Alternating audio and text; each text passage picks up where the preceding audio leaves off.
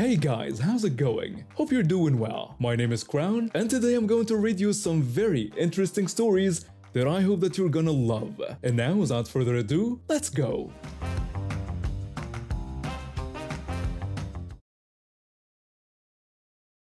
I've been at the law firm for about 8 months when things started going sideways with my supervisor. The firm paired me up with him because supposedly he'd teach me the ropes of being a litigator. What a joke that turned out to be. The guy was terrible at his job, he couldn't write worth a damn, which is pretty much the bare minimum for a lawyer.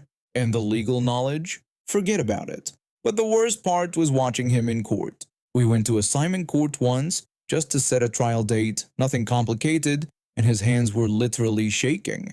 Assignment court, the easiest thing a lawyer does. That's when I knew something was wrong. One afternoon, I handed him an opinion I'd spent 2 weeks researching and writing. He barely looked at it before tossing it back on my desk and telling me the opinion was crap. I asked him what was wrong with it. He said it wasn't what he'd asked for, then walked away before I could respond. I pulled up his original email and read through his instructions again. My opinion matched exactly what he'd requested. Every single point. That's when I understood what was happening. He was going to delete my docketed hours for writing that memo and claim he wrote it himself. This would leave me way short of my monthly quota, and I knew this because he'd done it before. I'd seen my work end up on partners' desks with his name on it instead of mine. See, our firm was ahead of the curve with technology. We had this internal network system before most people even knew what the internet was. Great for communication, terrible for security. I'd figured out how to navigate the firm's hard drive pretty early on, and I'd found plenty of evidence that my supervisor was stealing my work. The guy looked like he walked out of a magazine. Perfect shoes, custom suits, because daddy's money paid for everything. Everyone assumed he'd make partner eventually. Meanwhile, I was going nowhere, so maybe he figured I was fair game. Big mistake. Having my billable hours messed with really got under my skin. I was already on the radar as someone who supposedly didn't docket enough, and the partner running our team kept giving me grief about it. I went to him and explained what my supervisor was doing. The partner just told me I'd have to work harder or smarter. That was it. No investigation, no consequences for my supervisor, just me getting told to deal with it. Like showing up to the principal's office with bruises and being sent away with a speech about boys being boys. I was already working 6 days a week like every other lawyer downtown. I couldn't work harder, but I could definitely work smarter. That night I came up with a plan. Christmas was approaching, and I decided to give my supervisor a special gift.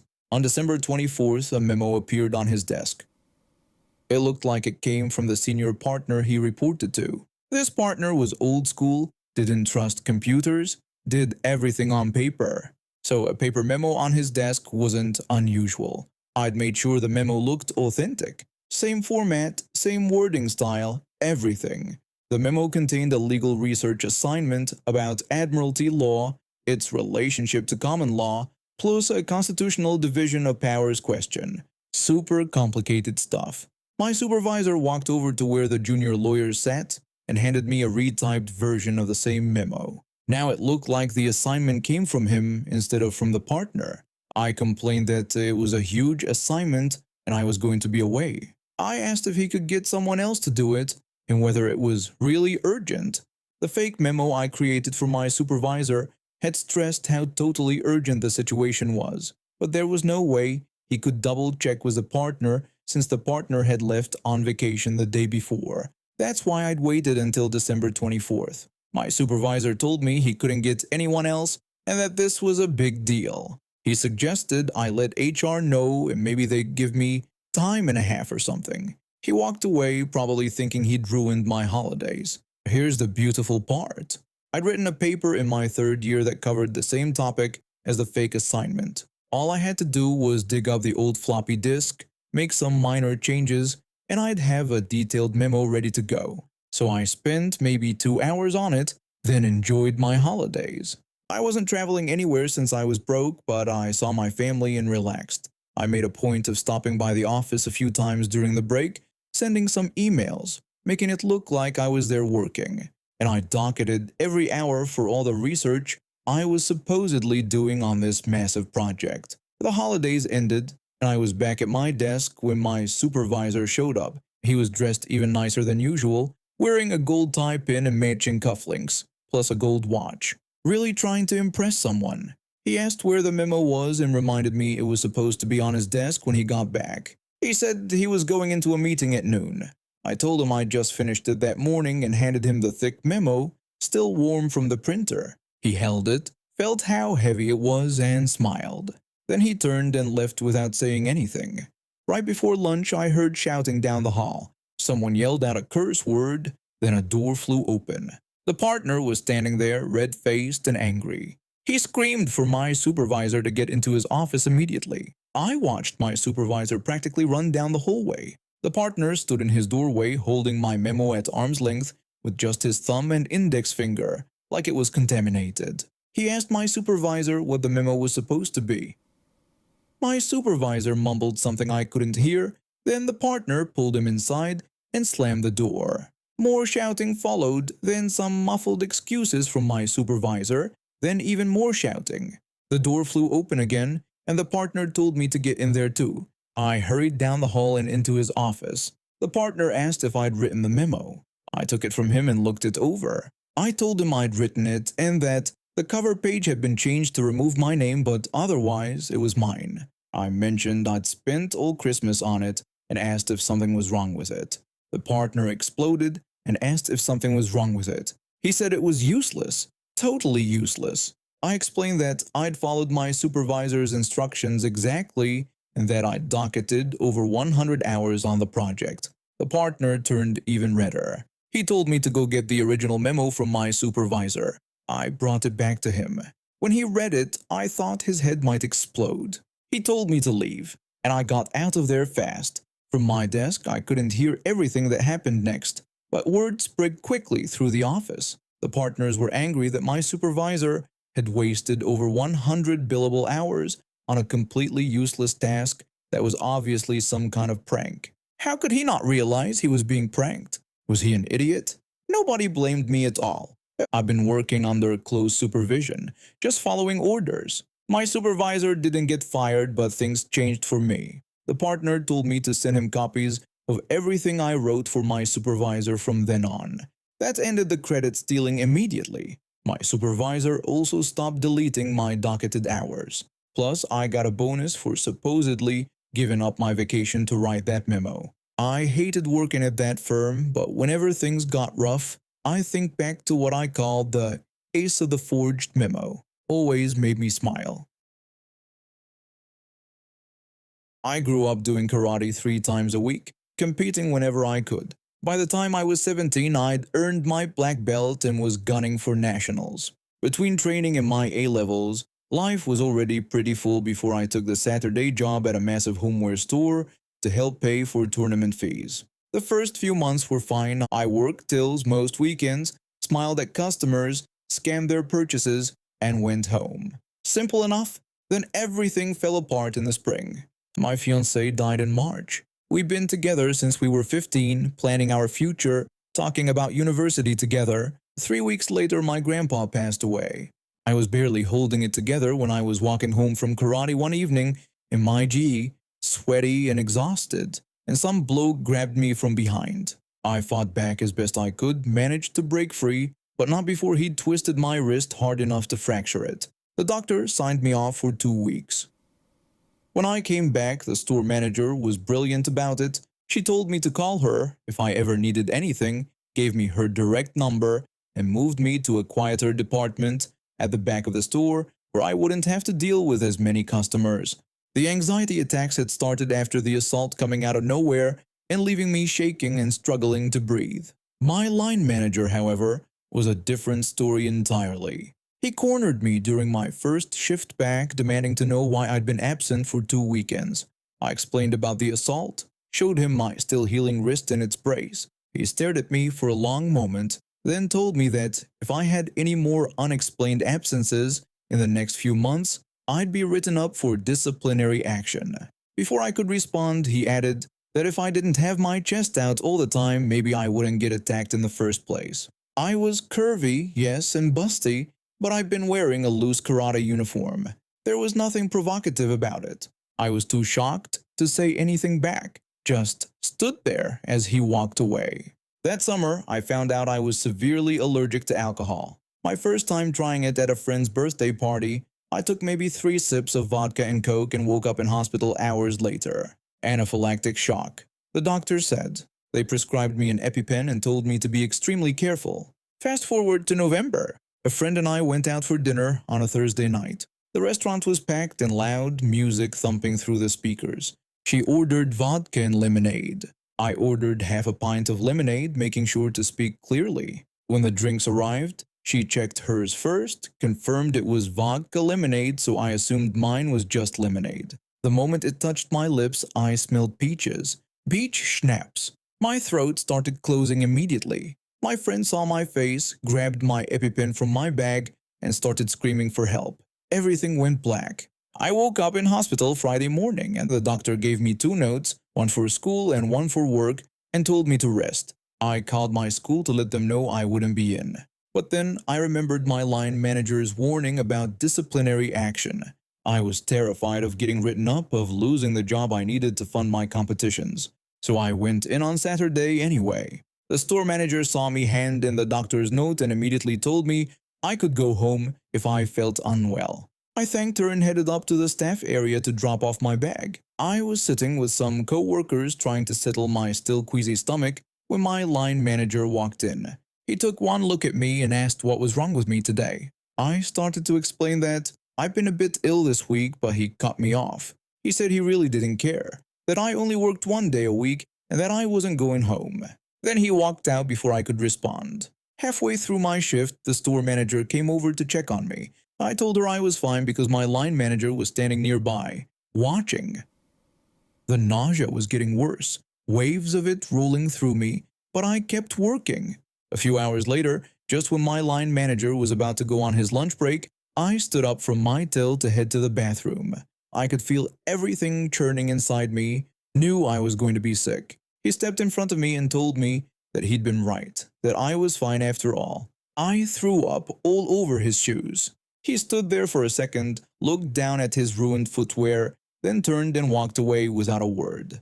I was mortified, apologizing to my co-workers while one of them fetched the cleaner. I went to the bathroom, cleaned myself up, and came back to finish my shift. By the time my dad picked me up 2 hours later, I was crying. I'd already told him about the disciplinary warning when he'd tried to convince me to stay home that morning. Now he was absolutely furious. The next day, we went to the store together. My line manager had called in sick, so we spoke to the store manager alone with another supervisor there to witness. She was shocked when I told her what had happened. Nobody had told her about me being ill or throwing up. She was even more shocked to learn about the verbal warning I supposedly received. My dad said that I'd come to work after being hospitalized because I was afraid of being written up, and that wasn't acceptable. I also told her about the comments my line manager had made about my chest and the way I dressed. Several co-workers who were there backed me up, saying they'd heard him make similar comments to me multiple times. The store manager looked genuinely upset. She took formal notes, promised to deal with it immediately, and told me any future references would come directly from her. When my line manager returned to work, he received a formal warning. I worked 1 more Saturday shift, then handed in my resignation at the end of it. I was technically still a temp despite 3 years there, which meant I only needed to give 1 week's notice. I heard later from a former co-worker that he'd been furious about the formal warning, claiming I'd overreacted to everything. But within 6 months, he was let go entirely after multiple other complaints came forward from staff members he'd harassed. I found a new job at a sports equipment shop where the manager actually understood that karate competitions mattered. Much better fit all around. I landed the job at a family-owned business in Germany a few years back. The company had about 40 employees and the pay was solid. My co-workers were decent and the work itself wasn't too demanding. What I didn't realize was that I'd be stepping into someone else's territory. My boss had a younger brother who was supposedly on early pension. He only worked a small part-time contract on paper, but everyone knew the truth. He was there full-time, getting most of his salary paid under the table to avoid messing with his pension. When I got hired, his hours got cut in half, and his off-the-books income took a serious hit. He blamed me for it entirely. He never said anything to my face, but I heard things through the grapevine. He complained about me constantly, twisted innocent mistakes into deliberate sabotage, and did everything he could to convince his brother that hiring me was a mistake. He wanted me gone, and he wasn't subtle about it. The situation was annoying, but I didn't let it get to me. I only had to deal with him occasionally, and the rest of the job was fine. My co-workers didn't buy into his nonsense, and the paycheck made it worthwhile. My relationship with my boss and his wife started getting tense over time, probably because of all the poison his brother was dripping in their ears, but I figured I could handle it. Things got strange when my boss started accompanying me on deliveries. He said it was to help out, but I knew better. His brother had convinced him I was slacking off or wasting time somehow. It was insulting, but I kept my mouth shut and did my job. Then came the day that changed everything. The company car I normally used was at inspection, so I had to borrow my boss's wife's personal vehicle for a delivery. I was careful with it, or at least I tried to be. The parking spot I was in was tight, and when I backed out, I misjudged the clearance. The fender scraped against a concrete wall with a horrible grinding sound that made my stomach drop. I got out to check the damage. The scratches were barely visible, just surface-level stuff that wouldn't even need serious body work. Still, I wasn't about to hide it. When I got back from the delivery, I reported it to one of my co-workers right away.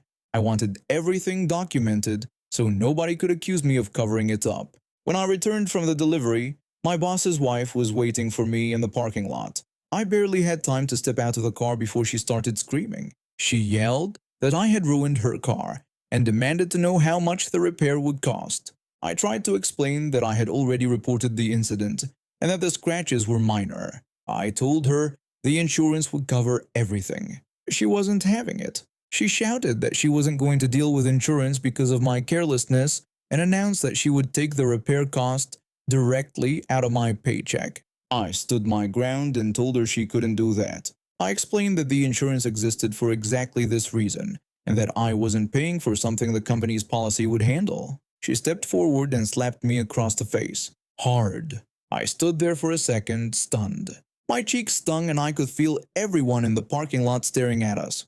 I didn't say another word. I walked inside, grabbed my things, clocked out, and left. On my way home, I stopped by my doctor's office and explained what happened. He gave me a sick note for mental stress without hesitation. That evening, I dropped it in the company's mailbox and went home to decompress. 2 days later, a termination letter arrived in the mail. I opened it expecting the worst, but what I read made me laugh out loud. The first sentence said they were terminating my work contract immediately, or if that wasn't applicable, within the legal 30-day period. Anyone familiar with German labor law knows you can't do both. You either terminate someone immediately for cause, or you give them the standard notice period. Trying to do both in the same letter is illegal. My boss had just handed me a golden ticket. I went straight to the unemployment office to file for benefits, then hired a lawyer to sue for illegal termination. Over the next 2.5 months, I waited for my court date while collecting unemployment. My former boss was probably fuming the entire time, but I didn't care. I was busy enjoying my unexpected break. When the court date finally arrived, the judge took one look at the termination letter and explained to my boss exactly why it was illegal. The judge told him that he owed me full pay for the past 2.5 months. But the judge wasn't done. He gave me 2 options. I could accept an immediate termination that day and walk away with nothing extra, or I could take a 2-month salary compensation plus work 1 more month for the company. My boss laughed. He said I wouldn't come back because I was too scared to work for them again. He added that at least he would get to watch me leave the courtroom unemployed. I looked at him and asked why I would be scared. Then I asked if he was planning to beat me like his wife did. His smile vanished. I told the judge I would take the second option. The next morning I showed up at the office. My boss's brother was waiting for me with my official termination letter in hand.